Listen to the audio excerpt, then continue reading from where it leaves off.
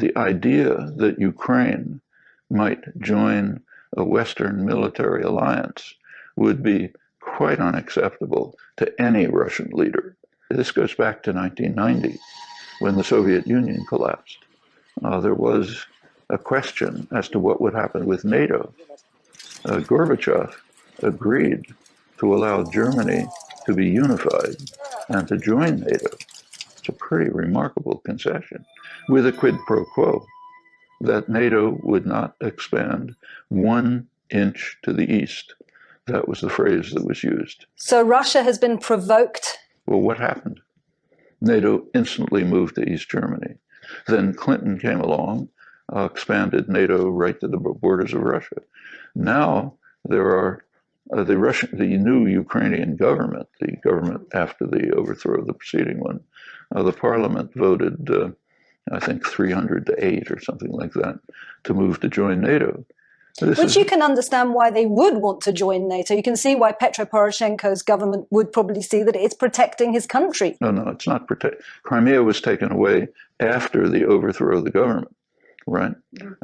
And he's not protecting Ukraine, is threatening Ukraine with major war. Well, that's not protection. The point is, this is a serious strategic threat to Russia, which any Russian leader would have to react to. That's well understood. Russia was pushed up against a wall. My view is that actually what's happened in Ukraine made it imperative for Putin to make a move. If he hadn't made a move, in this case, where a hostile government has been in place in the Ukraine with the definite aid of the West and with the threat of NATO coming forward further into Ukraine, if Putin did not resist this, Russia was dead.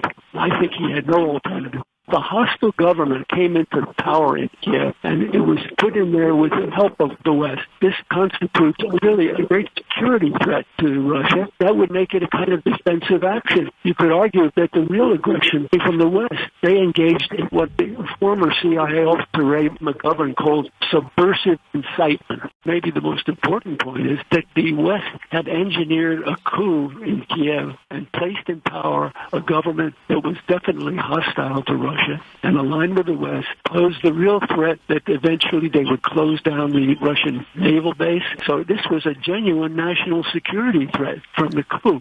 There was that deal between Gorbachev and the high officials of Germany and the United States that in exchange for giving up East Germany, NATO would not expand 1 inch eastward. There was an understanding, and that understanding was violated very quickly. And the West and the United States have moved east steadily. They've encircled Russia at a quite remarkable scale. They've even placed missile defenses right at the Russian border, pretending that this was to protect Europe against Iran, which is a fraud that would fool nobody. So here now is the West again on the southern border of Russia.